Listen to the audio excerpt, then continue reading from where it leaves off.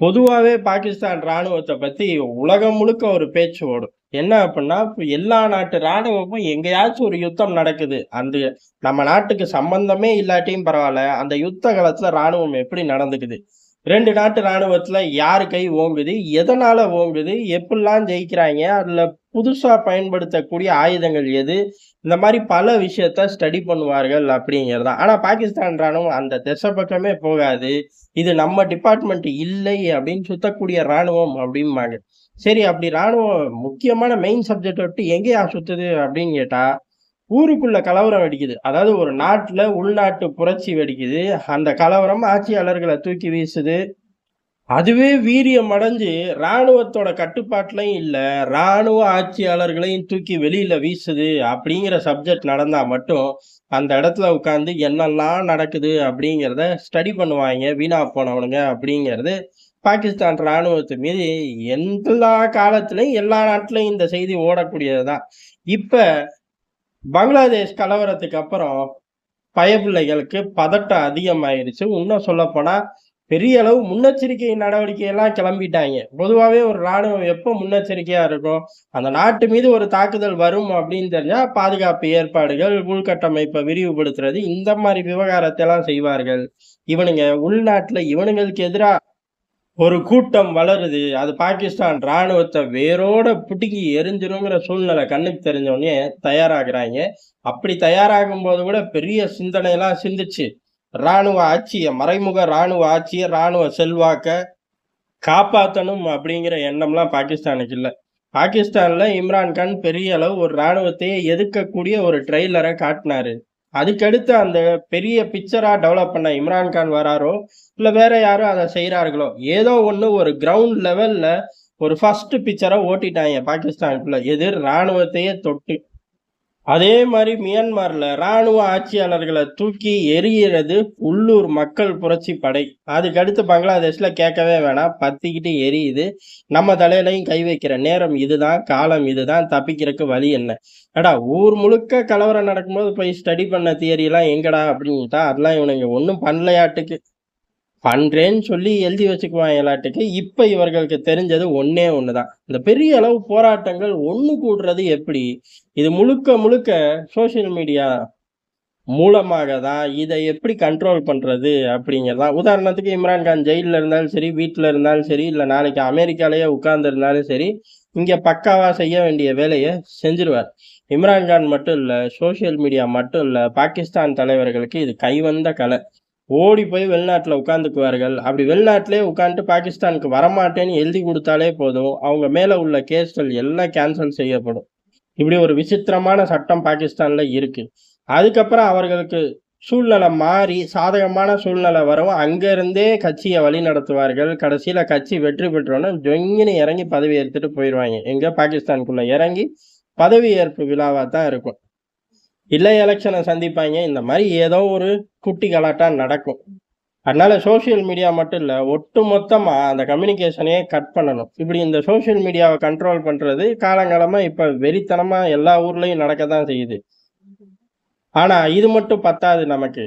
ஒட்டுமொத்தமா கம்யூனிகேஷனே கட் பண்ணணும். ஏன்னா நம்ம வரலாறு அப்படி. தலைவனுங்க வெளில இருந்துகிட்டே தான் இங்க உள்ளூர்ல அரசியல் பண்றதுல புத்திசாலிங்க, கெட்டிக்காரங்க அப்படிங்கிறனால இந்த கம்யூனிகேஷனே கட் பண்ணணும் அப்படின்னா, அதுக்கு நம்ம சிந்திக்க வேண்டியதெல்லாம் தேவையில்ல. சிந்திச்சாலும் வரப்போறது இல்ல ஒண்ணும்.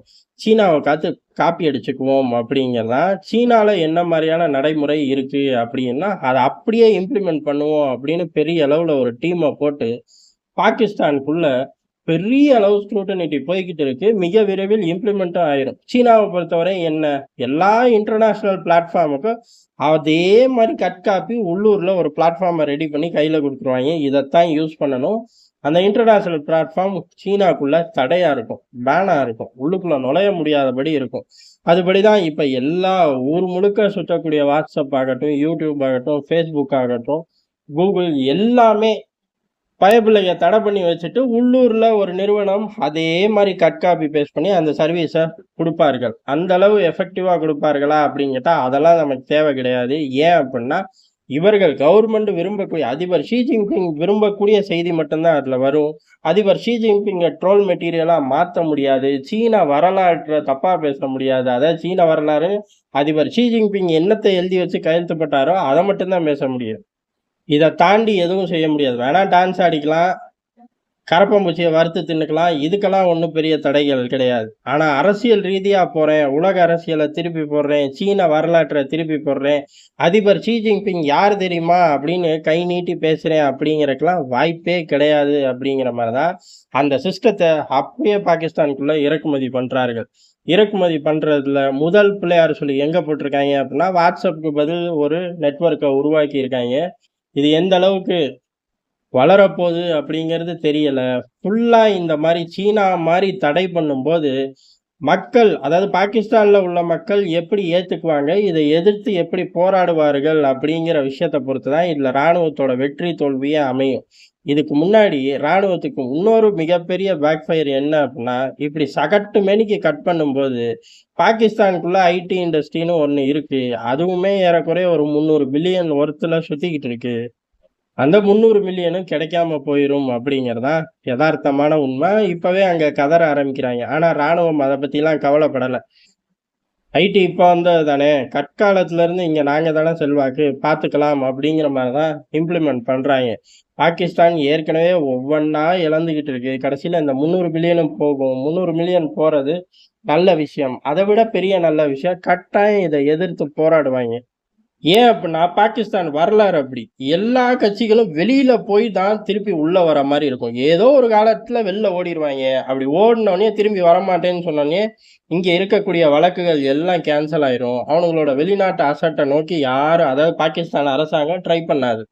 எது சீஸ் பண்ணா அப்படிலாம் எந்த விவகாரத்துலையும் நடக்காது. ஆனா வெளியில உட்கார்ந்துக்கிட்டு தான் மைலேஜ் எடுத்து திருப்பி பாகிஸ்தானுக்குள்ள ஒரு என்ட்ரி கொடுக்க முடியும். இப்படி ஓவரால் கம்யூனிகேஷனை கட் பண்ணும்போது அது நடக்காம போயிடும். அதனால பெரிய அளவுல ராணுவத்துக்கு அரசியல்வாதிகளும் மறைமுகமா இடைஞ்சல்களை தருவார்கள். பெரிய அளவுல இருக்குமா அது சத்தியமா தெரியாது. நடக்கும்போது தான் தெரியும். மக்கள் ரீதியில பெரிய அளவுல இருக்கும் அப்படிங்கிறதா இதை பாகிஸ்தான் ராணுவம் எப்படி எதிர்க்குது அப்படிங்கிறது தனிக்கதை. இதுக்கு நடுவுல இந்தியா, அமெரிக்கா போன்ற நாடுகள், அமெரிக்காவை இதுல விட்டுறலாம், அவன் ஒரு கெட்ட பெயர், அவனை நம்பி எந்த ஒரு காரியத்தையும் இறங்கக்கூடாது. நம்மளோட வெயிட்டேஜை யூஸ் பண்ணி இறங்கும் போதுதான் வெற்றியை நம்மளால தட்டி பறிக்க முடியும். இந்த சூழ்நிலை கொழுந்து விட்டு எரியும் போது இந்திய உளவுத்துறை புகுந்து விளையாண்டுச்சுன்னா சாலிடான வெற்றியை நம்மளால இந்த சூழ்நிலையை பயன்படுத்தி எடுக்கலாம்ங்கிறது ஒரு பக்கம். எடுக்கிறதுக்கு பல திட்டங்கள் ஓடுறதாக தான் டெல்லி வட்டாரத்துல பயங்கரமா பேசிக்கப்படுது. இந்த மாதிரி நடந்தா நல்ல விஷயங்கள் தான். போடாம சீக்கிரம் அதை இம்ப்ளிமெண்ட் பண்ணுங்கடா அப்படின்னு பாகிஸ்தானை நம்ம கேட்டுக்குவோம்.